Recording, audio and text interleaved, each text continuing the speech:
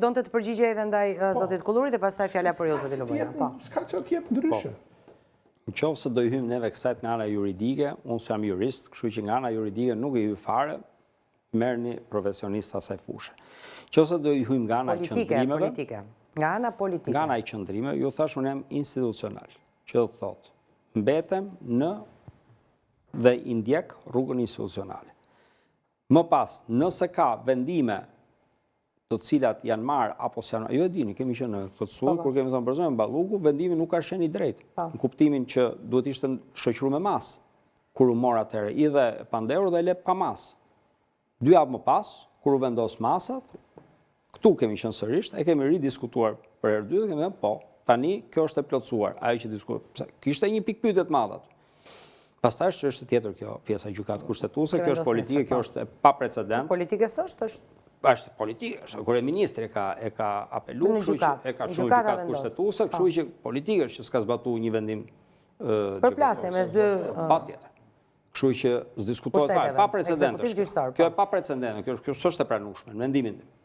Që të dërgohet në kushtetuese nga kryeministria, thonë ju. Nuk është e pranueshme. Mendimin. Po, ta kem gabim. Dhe si rrjedhoi dhe vendime të caktuara, momentet të caktuara, mund të kesh vendime që s'janë marrë siç duhet. Dhe vendime që janë marrë siç duhet. Pse vetë gjyqësia ka nivele të ndryshme gjyqësia? Pse ka shkallë parë, apel, të lartë, kushtetuese, ku diun, ndërkombëtare me radhë? Po të kishte qenë kaq i pagabueshëm një nivel i vetëm, atëherë do kishte vetëm një nivel, dhe atëherë s'do kishte pas nevojë për apelime me radhë me radhë. Sistemi, jo ne. Nuk e gjykoni dot ju, nuk e gjykat apeli ju, jo për Ballukun është drejt, kjo Berisha është pa drejt. Zoti Kulluri, ndoshta jemi në valë radio të ndryshme. Kjo po ju them, sistemi dhe i drejtohesh sistemeve. Dhe unë kam mendimin që po, kjo rrugë duhet ndiqet. A ka vendime të gabuara? Po. Ka. Dhe i kemi parë që i kanë kthyr mbrapsht. Apo jo? Pra ne nuk ekzistojmë në një shoqëri ku nuk ka pas asnjëherë një vendim kësaj shkallë që nuk është rrëzuar një shkallë më lart. Kjo tregon që po, ka dhe gabime. Po, patjetër. A bëhen këto gabime pastaj me një përfitim për të krijuar një avantazh apo dizavantazh të padrejtë politik, ky është diskutim pastaj komplet tjetër. Këtu hajde futemi neve. Që a bëhet kjo me qëllim avantazhe apo dizavantazhe të një individi së shfigurë apo të një force politike të madhe, ky është diskutimi. Nuk është diskutimi bën gjykata apo s'bën gjykata punën vet. Kjo patjetër që bën gjykata punën vet. Dhe duhet ta bëj. Dhe njerëz janë dhe ata, dhe nuk janë dhe të pagabueshëm, dhe nuk janë dhe ata të pakapshëm. Njerëz janë, nuk janë dyni. Ndodh. Prandaj ka nivele aty. Ama kujdes efektin. Dhe kjo është e vërtetë. Ne kemi qenë një shtet që kemi kaluar përmes disa lloj turbullirash, po i quajmë po vë një term të vogël, kur kemi qenë një shtet që ka qenë një shtet prokurorësh.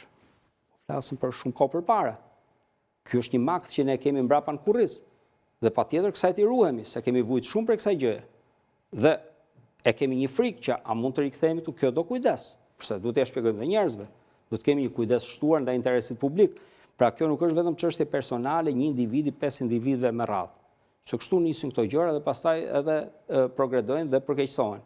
Pra, do një sistem që ketë balac. Nga ana politike nuk e di sa i qartë isha, nga ana juridike unë qëndroj ke vendimet. Edhe pastaj apo. E ka zoti Lubonja tani. Jo, më tepër që po plotsoja këtë që thash. Po mirë, bëheni. Doja toja këtë gjë që garancia një lëvizje e tillë bën të mundur, jo vetëm ta, unë them për shembull Ali Bej, zoti Kulluri, të gjithë të rikthehen atje dhe jo me idenë që unë jam me Berishën, jo me Berishën.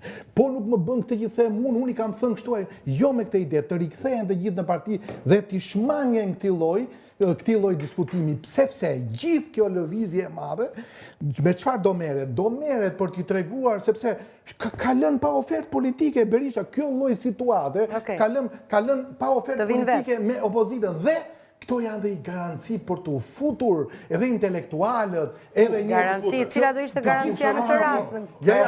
Tasim qik trosh, ajo parti, i liri thot me drejt, duhet një diskutim demokratik, i hapur, transparent dhe vot. Këto principe, funksionojnë sot për ta them trosh, tull, jo. Prej vitesh, jo sot. Në këtë mënyrë i vinë. Prej të pak të 8 vitesh.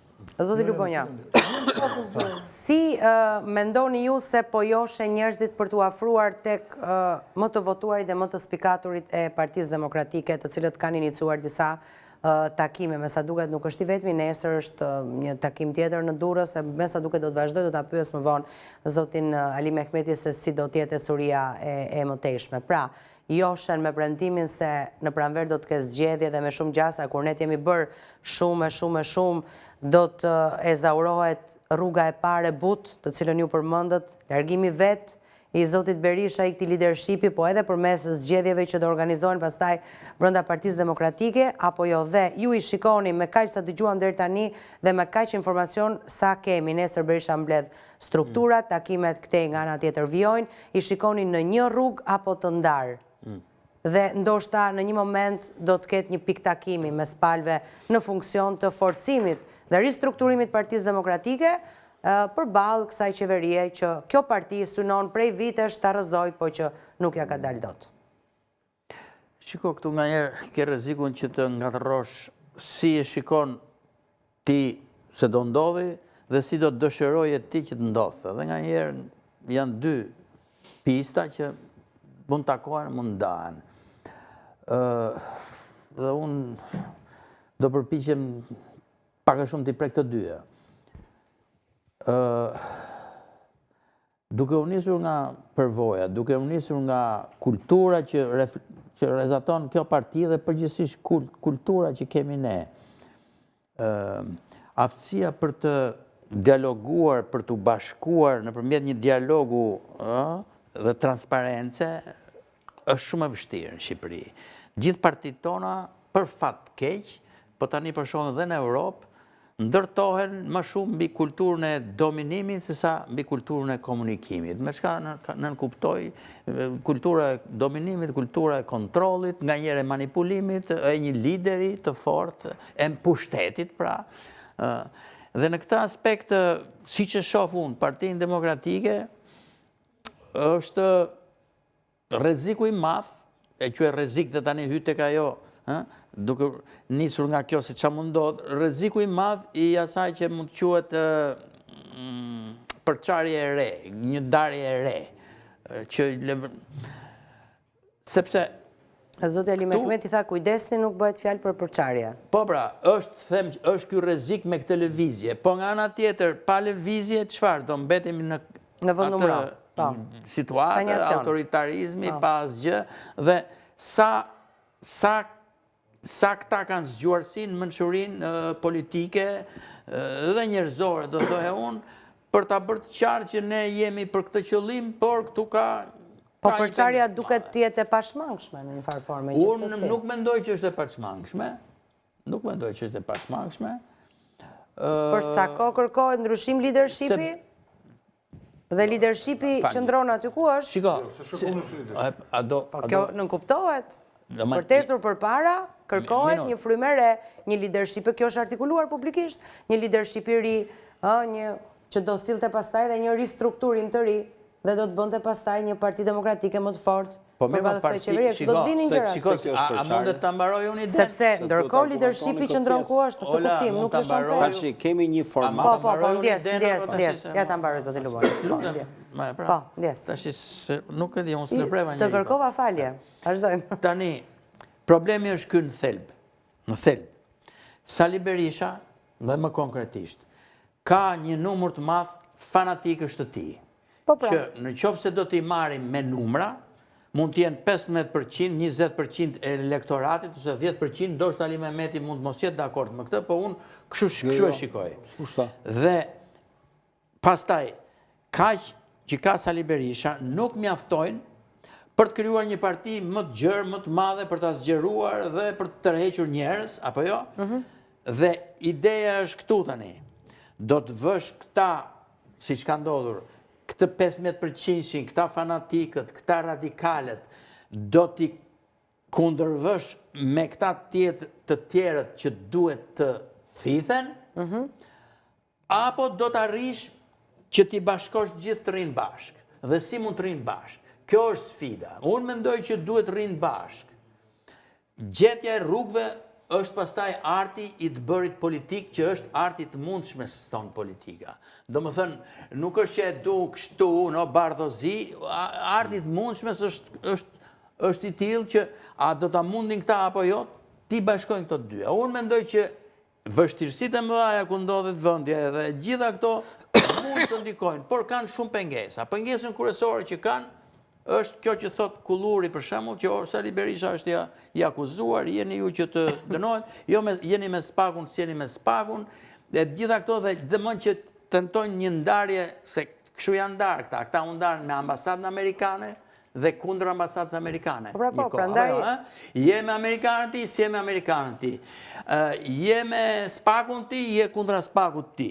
Unë mendoj që këtu ka dhe tjera, je me demokracin apo je me partin shtet.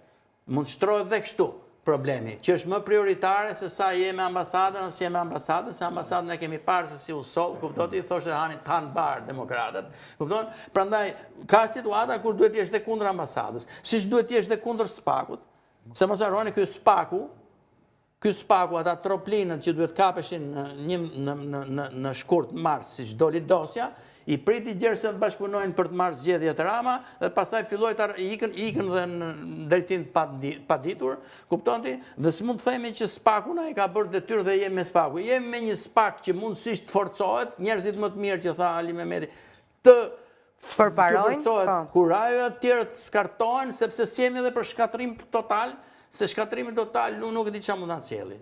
Unë kështu e shikoj. Cila ishte ndërhyrja juaj? Atëherë, unë besoj që Më besoj të mbajmë që këtë bisedën.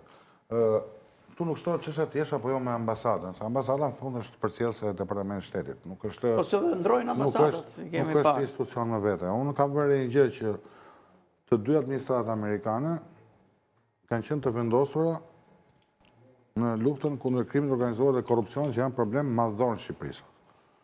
Deri te Berisha. Kjo nuk diskutohet. Se kur ishte Juri Kim nuk fliste për korrupsion e Ramës. Jo, që me durim se s'ka marru historia. Po jo, i ka marru kur? Po s'ka marru historia. Sot jemi të zëvëndës kryeministja. Nesë mund të jemi të sekretari i përgjithshëm i Këshillit të Ministrave. Nuk e di çfarë sjell, dhe Marta dhe Mërkura.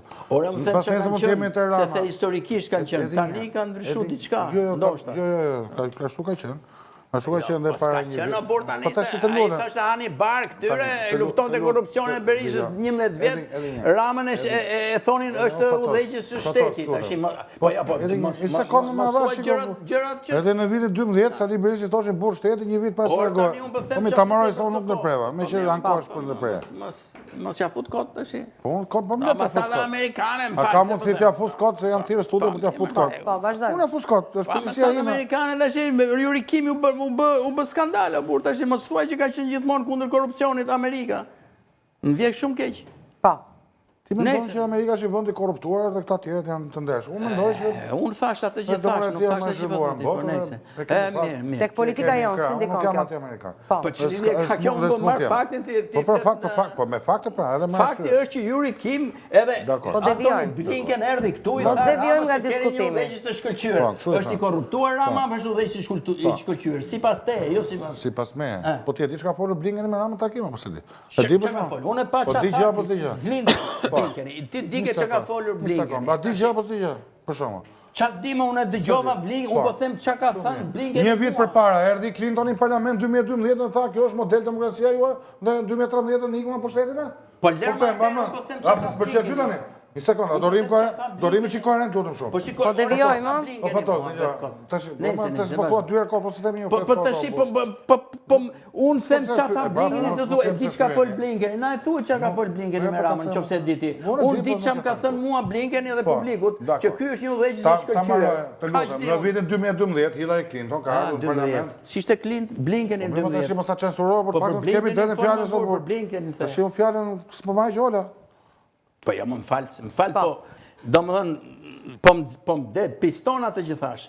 Unë thash Blinkeni dhe ambasadën amerikane. Se cili ka mendimet të ndryshme? Unë kam pikpamjen time për të çështje. Po këtu është fakti, flitet për fakte, jo për zotëri. Fakti duhet interpretuar. Po, mirë, nuk merr fakte që do t'ju, do marr ato që dua unë. Se kam një pikpamje për të punë, dhe nuk flas kot në ajër. Mirë, drejt. Pra në 28 nëntor, që ta dish si zotëri, në urimin që ka bërë Marco Rubio, ka ndodhur diçka e pa precedent 34 vite. Unë flisem për Kur ato troksh që ti e qeveri narkotrafiku o zotëri tash. S'ka ndodhur një urimi 28 nëntori, të thotë sekretari i shtetit Që ne Themi kemi tek luftë tema, bashkë themi tek kundër tema. narkotrafikut. Jo, më është e rëndësishme kjo. Sa i burri ka çuar dy lufta në Venezuelë. Nuk u bëjmë shaka këtu. Po flasim prioriteti kryesor të fuqisë më të madhe në botë, aleat tonë strategjik. Që Shqipëria sot është kthyer në, po ta themi, bazë narkotrafikut dhe pasojë parave. Dhe po ta thon trollë se të spaku nuk e kanë ngritur për gallat ata, as për t'rregulluar lulishten e krimeve të rënda, as për të bërë humor në studio. Pse kush e ngrit spakun? E kanë ngritur ta dy, Rama e Berishën, edhe LSI-ja. Jo. Ta e E ngritën amerikanët bëhen, e votuan si Çeço. E votuan të gjithë një zëri. Akoma s'kan thënë se e kanë votuar si Çeço, se din ata se e kanë votuar. Të donin reform, donin drejtësi të reformuar. Të shtrënguar të dy palët, në frikë, se e din shumë që janë në Katar. Ata që kanë bërë mëkate, jo Iliri, as unë, as ai zotëria as Patosi. Pra, që ti kthehemi gjës. Qëndrimet e Amerikës janë të qarta. Edi Rama ka 1 vit e gjysmë, nuk ka asnjë takim me SBA. Zero. Zero. Dhe nuk ka ndodhur ndonjëherë. Të pëlqes për çfarë është tjetër çështje fotos. Zero takime. Zero takime. Mediat amerikane, të lutem shumë, mediat amerikane, televizioni Arte që ti e di shumë i financohet në Komisionin Evropian, ka folur troç dhe thot, Bashkimi Evropian, Komisioni Evropian po bashkëpunon me një qeveri, me një narkoqeveri, financohet nga Komisioni Evropian. Ato negociatat për aderimin janë çështje gjeopolitike, ti e di më mirë se unë.